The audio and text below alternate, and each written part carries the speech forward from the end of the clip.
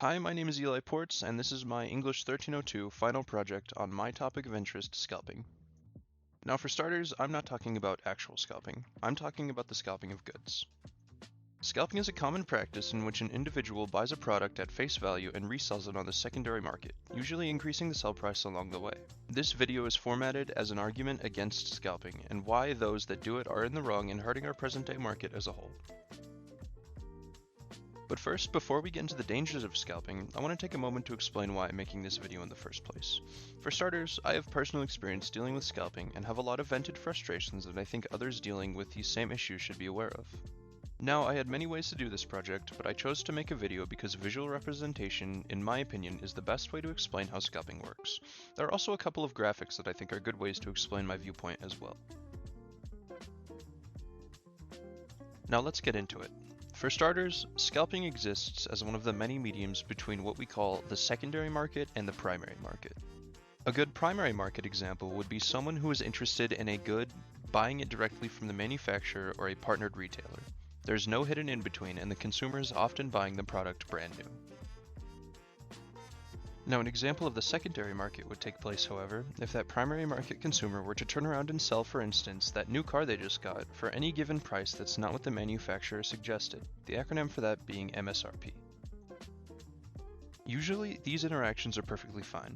Without the secondary market, business between everyday individuals would be impossible, and several major retailers such as eBay would become obsolete. The problem arises when scalping is introduced into the equation.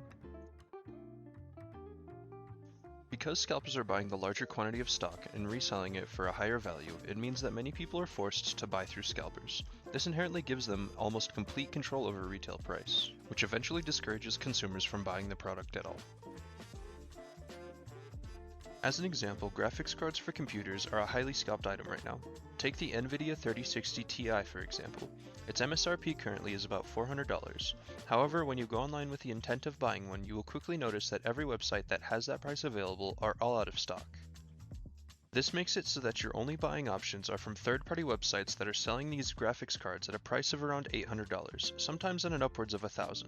In relation to that original MSRP though, that's almost 100 to 200% more than what you should be paying for it. Now, many of these issues also have to deal with the current state of the world, especially shipping lines right now. Scalping is just another thing that's hurting our mainstream markets among countless more. Now let's get into why it's hurting. The thing about scalping is that it is generally fine on small term scales. One-on-one trades and general sales between consumers are great examples of this. The reason it has become such a problem recently, however, is because people can set up different programs and bots that when ran can buy up all of the stock of any given item as soon as it is made available. This takes that stock directly out of consumers' hands, and the scalper can manipulate the price as much or as little as they want. In order to make a profit, these scalpers will then demand ridiculously high prices for their newly acquired item. This act of mass scalping ends up discouraging consumers from buying the product, and when scalpers move on to a different item, that original product goes unnoticed, ultimately hurting the company. When it comes to preventing scalping, most consumers can't do much. There are, however, a couple of ways to help. Consumers can start by not supporting scalpers in the first place. Scalpers are only capable of existing because people will buy their product. If the majority of people stop buying from scalpers, they will have to move on and the problem is eliminated. As that is very hard to do, the main way that scalpers will be stopped is from the corporations they are scalping from. However, there are only a couple of companies that have implemented scalping protection. A good example of this being Microsoft. On the release of the Xbox Series X, it became quickly prevalent that it would be hard to get your hands on the new gaming console. They were constantly out of stock due to scalpers, and a lot of people grew very upset. In response to this, Microsoft introduced their console pilot program, which made it so that someone who wanted to buy a console would only be able to buy one. This was the first successful example of a corporation preventing scalping, and hopefully it isn't the last. There are also examples of legislation such as the Stopping Grinch Bots Act, being created to prevent scalping but never actually getting passed into law. Until scalping goes away, if the item you want is being scalped, you have to constantly check the item, try to figure out when they restock, and hope you get lucky.